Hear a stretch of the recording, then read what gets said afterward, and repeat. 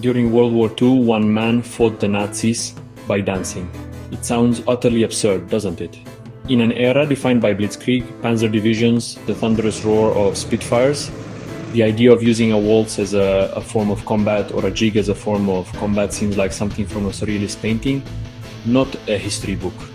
Yet history has a wonderful habit of serving up the unexpected, of showing us that the human spirit, when pushed to its limits, finds the most extraordinary ways to resist. This isn't a story of grand battles or strategic military campaigns. It is the tale of a single individual, armed with nothing more than his own eccentricity and a refusal to be broken, who turned the simple act of dancing into a profound statement against one of the most oppressive regimes the world has ever known. This man's battlefield was not the muddy trenches of the Somme or the beaches of Normandy. His theater of operations was the very streets of Paris, a city groaning under the weight of Nazi occupation. While others formed clandestine resistance cells, printing illicit newspapers, sabotaging German supply lines, our protagonist chose a different path. So who was this enigmatic figure, this so-called dancing man? His name was Lucien Lulu Le Béguec, a man whose life before the war was as colorful as his wartime antics. Born at the turn of the 20th century, Lulu was a product of the vibrant bohemian world of Montmartre, the artistic heart of Paris. He was not a soldier, a politician, or a spy. He was an artist, a performer, and by all accounts, a charming eccentric. Before the storm clouds of war gathered over Europe, he was a familiar face in the city's cabarets and music halls, a man who lived and breathed the creative, free-spirited energy that defined Paris in the Agnès Falls or the Roaring Twenties. He was part of a world that celebrated individuality and artistic expression above all else. Lulu's background is absolutely key to understanding his actions. He was steeped in a culture that saw art not just as entertainment, but as a fundamental expression of human freedom. When the Nazis marched into Paris in June 1940, they didn't just occupy a city, they occupied an idea. They sought to impose a rigid brutalist ideology on a culture that was fluid, liberal, and deeply individualistic. The Paris of the early 1940s was a city transformed, a shadow of its former self. The familiar sights and sounds were now overlaid with the grim reality of military occupation. Swastika banners hung from the Eiffel Tower. Swastika banners hung from the Arc de Triomphe. German military staff cars sped down the Champs-Élysées. A strict curfew was imposed, plunging the city into oppressive darkness each night. Food was severely rationed. Fuel was severely rationed. Basic necessities were severely rationed, leading to long queues and gnawing anxiety. The vibrant intellectual and artistic life was censored. It was driven underground, or forced to serve the occupiers' propaganda machine. This was the bleak and dangerous stage upon which Lulu Le Béguec chose to perform his one-man show. It was against this backdrop of fear and control that Lulu began his strange performances. He would appear in public squares. He would appear on busy street corners. And most provocatively, right in front of German soldiers on patrol or guarding key buildings. His behavior was deliberately erratic and unpredictable. One moment, a graceful pirouette, the next, a wild, flailing jig. He would sometimes sing nonsensical songs at the top of his lungs, or engage in loud, one-sided conversations with statues. His actions were designed to be as disruptive and nonsensical as possible, a splash of chaotic color on a canvas of grey conformity. His choice of locations was often pointed and deliberate. He was frequently seen near centers of German power, such as the Kommandantur, or near popular cafes that had been commandeered for Wehrmacht officers. Dancing with cheerful abandon just a stone's throw from the nerve center of the occupation was an act of incredible audacity. It was a way of mocking their power, demonstrating their control was not absolute. He was a jester in the court of a tyrant, using humor and absurdity to point out the emperor's grotesque new clothes. Each twirl and each leap was a tiny personal rebellion. The sheer unpredictability of his appearances was part of their power. He was a fleeting, almost ghostly figure. A flash of motion in the corner of your eye. A burst of song that cut through the tense silence, and then he would be gone, melting back into the Parisian crowds. For the city's inhabitants, these brief moments were a source of whispered amusement and a tiny flicker of hope. They were a reminder of the Paris that was the city of spontaneity and joy. For a few seconds, Lulu's bizarre dance would break the spell of the occupation, reminding everyone that beneath the grim surface, the irrepressible spirit of Paris was still, quite literally, kicking.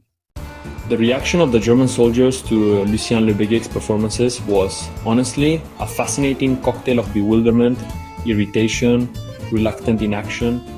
For the average Wehrmacht soldier, trained for combat and steeped in a culture of strict discipline, a man dancing in the street for no apparent reason was just a complete enigma.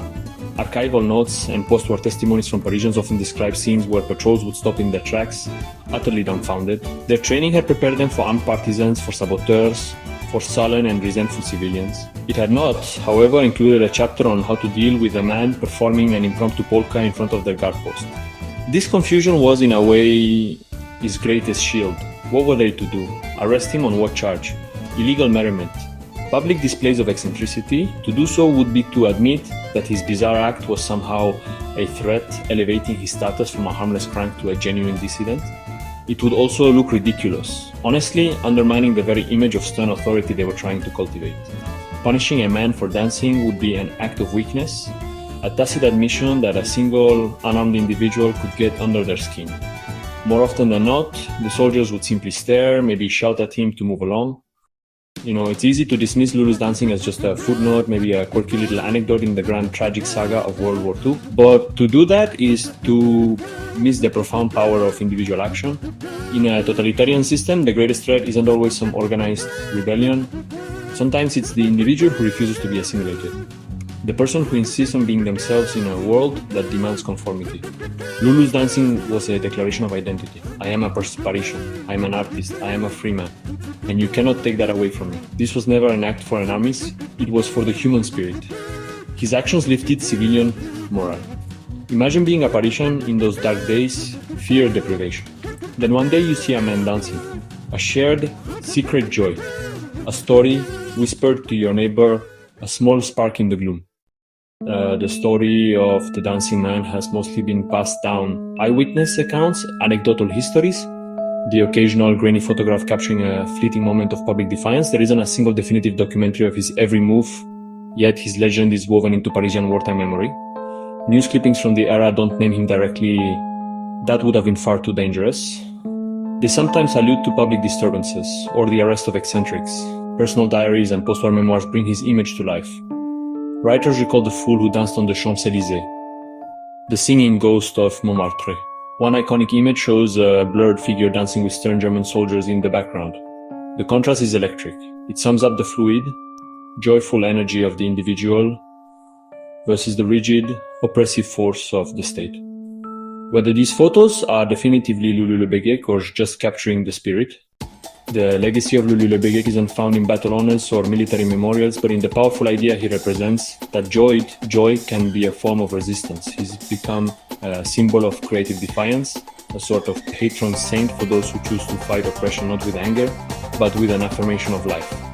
His story teaches us that authoritarian regimes are not just afraid of guns, they're afraid of laughter, they're afraid of art, they're afraid of anything that reminds people of their own humanity and individuality. By dancing, Lulu was making a profound political statement. You can occupy our streets, but you cannot occupy our souls. This is a legacy that remains incredibly relevant today. In the decades since the war, the dancing man has inspired artists, performers, activists all around the world. He embodies the principle of non-violent, creative protest. When we see a lone protester standing in front of a tank, or a group of activists using street theater to mock a dictator, in the grand bloody tapestry of the Second World War, the thread of Lucien Lulu Le Béguec is a thin one, woven in a bright, almost garish color that stands out against the dark hues of conflict. He didn't liberate a town, sink a battleship, or change the course of a single battle, and yet his story endures with a potency that many tales of military valor just don't have. Why? Because it speaks to a fundamental truth about power and resistance. It reminds us that the human spirit isn't a fortress to be conquered by force, but a fluid, unpredictable entity that can slip through the cracks of any oppressive system. The irony of his tale is honestly delicious. The Third Reich, an empire built on the myth of Aryan supremacy, industrial might, and total military dominance, found itself momentarily perplexed and disarmed by a single eccentric Frenchman with happy feet. The regime that orchestrated the Holocaust and plunged the continent into war could be, for a few moments, rendered impotent by a man doing a silly jig. It's a historical punchline of the highest order, a small but perfect demonstration that ideologies built on hate and rigidity have no answer for spontaneous, life-affirming joy. It's the ultimate jester's victory. In the final analysis, history shows us that sometimes the best weapon is not a gun, but a waltz. 10-minute story. Every day, a new peel of curiosity.